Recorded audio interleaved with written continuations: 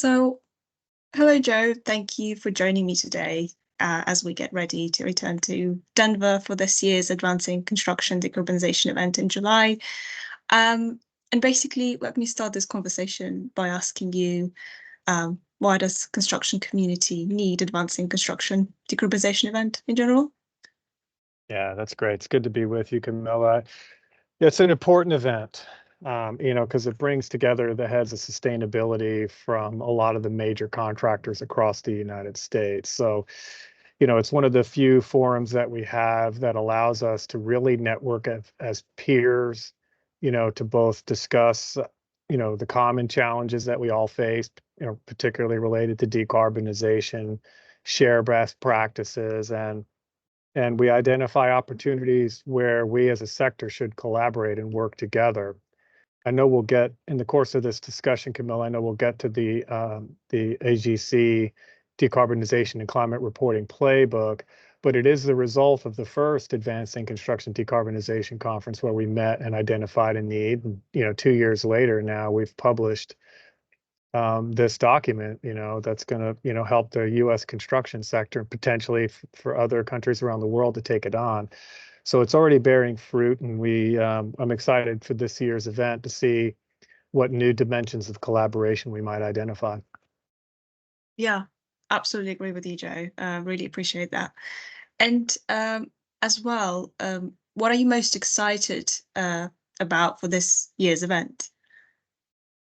Well, there's kind of two things. I think, the agenda is building momentum year on year. So, we're going to get into a little bit more of, the organizational level actions that we can take, such as strategy and goal setting, and then the more specifics on project decarbonization, because it really takes both sort of a corporate structure and corporate programs to set the stage for success, and then you need to direct that in unique ways for each different project because all projects are a little bit different.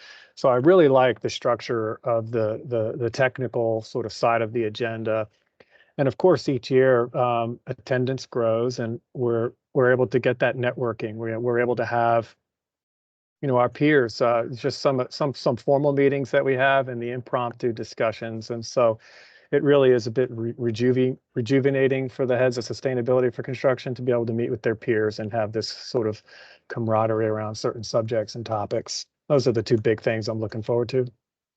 Yeah, we will indeed cover a lot of very interesting sessions, and we'll have a lot of collaborative elements to it as well.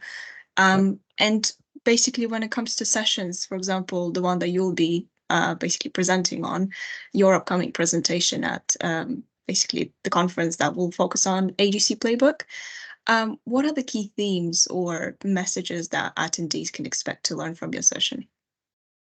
Yeah, well, thanks. Yeah, we're very excited about the construction project decarbonization and climate reporting playbook. It's kind of a long title. It's kind of a first of its kind. It was a detailed construction project decarbonization guidance document playbook written by contractors for contractors, with the added element of trying to really drive decarbonization. So it has the practical realities of the construction industry combined with, good guidance on how and a good strategy on how to drive greater levels of decarbonization and how to accelerate decarbonization. So some of the key themes that we'll cover is around establishing carbon footprint accountabilities. So that's a bit of a gray area. And I know for this discussion, we don't want to get into the details of greenhouse gas accounting and all the rules that go along with that. But the upshot is that it can be confusing. It could be confusing which party to a project has responsibility for which emission sources.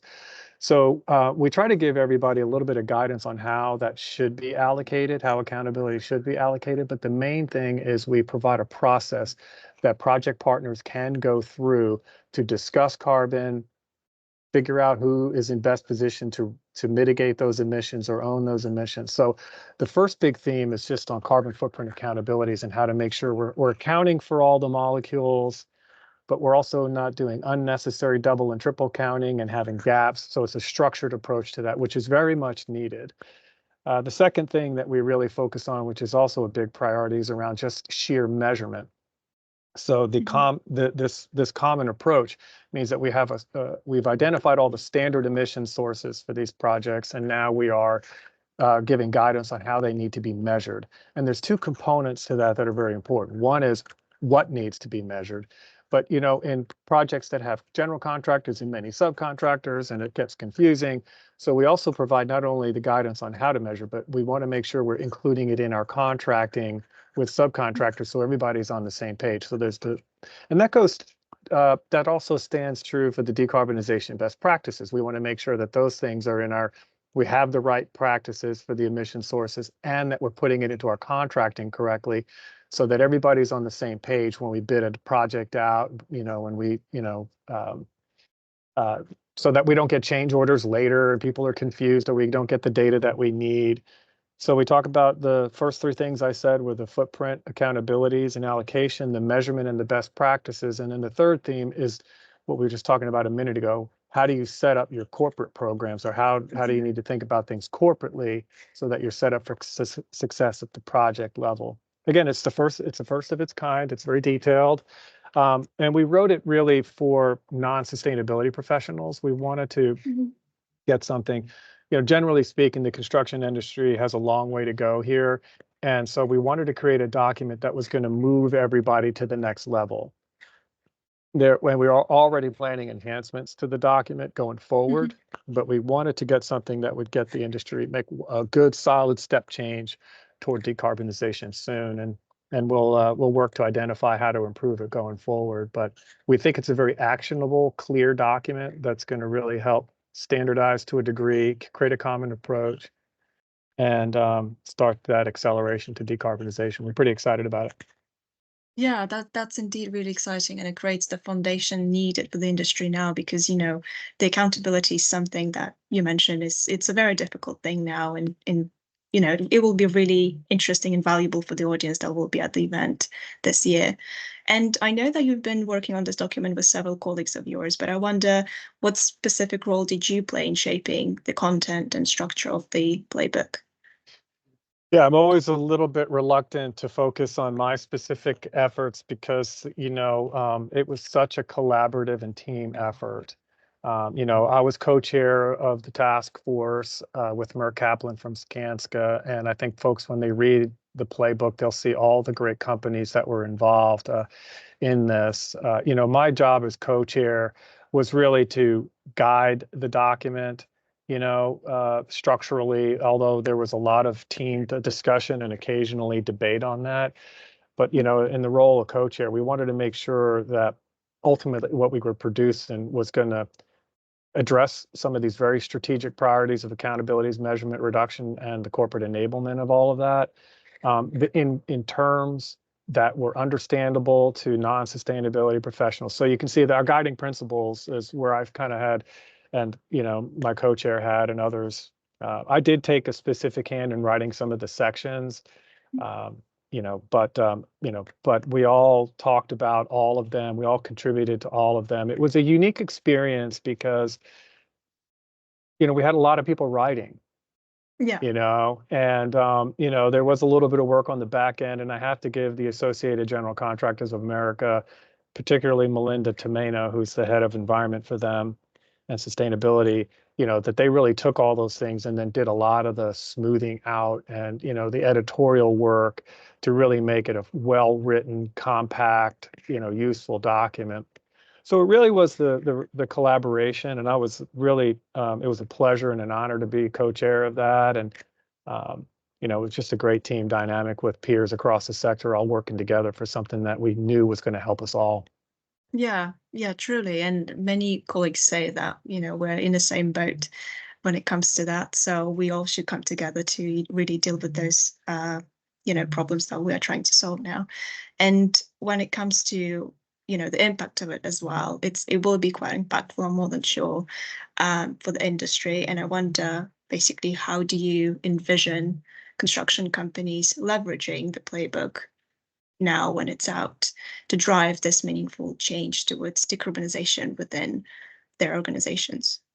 Well, there's a few things I would mention, and it's kind of repeating some of the sections in the document. But you know, um, first of all, we're going to really the sort of the, walking through carbon footprint accountabilities for a project, now that's going to be an intentional activity, where to date it really hasn't been. And if you look at when you get, your, listeners, anybody get to read the document, we cover all the embodied carbon of materials, the construction site, the operational emissions of the asset and end of life. So we do think about that comprehensively, even though the role of a contractor may just be in the middle of that process. So we feel like just leveraging it will be to let's get square on which party has accountability for what things. I think that's really important. The other thing that we're going to see them use is kind of the best practices for measurement and reduction. So kind of the technical sustainability components. So we think it'll get utilized to improve measurement and reduce emissions. That's probably central to what the document will accomplish. But there's another practical aspect, which is around the contracting, which a lot of general contractors will tell you one of the barriers is if we don't have that proactive approach up front. If you think about sustainability, after the project's bid and underway, you're going to get hit with a bunch of change orders. Subcontractors are going to charge you more, and they're not going to maybe give you all the data that you need. So this thing is really going to get leveraged to put all that up on the front end, get everything sorted, including in all the contracting. So when you go out to bid on projects, or as we say, as you buy out the project, everybody is doing that, understanding that they also have to provide measurement data. They have to implement certain practices. So, this whole document is going to bring carbon to the front of the projects and make sure it's really integrated from the very beginning. And on the back end, we know that we'll have the data that we need to show that we've made reductions, we've measured it, and then also to have a common approach to reporting that. So, yeah, I think a lot more structure, a lot more proactivity, bringing it up to the front is going to really help everybody, including the subcontractors, because they can plan for it. And yeah. So those are some of the key ways we see it getting leveraged in the market. Yeah, and we will indeed as well have designers in the room and subcontractors in the room as well to give their opinion and also join the conversation about that. So, well, thank you very much, Joe. It was really insightful, and thank you very much for your time.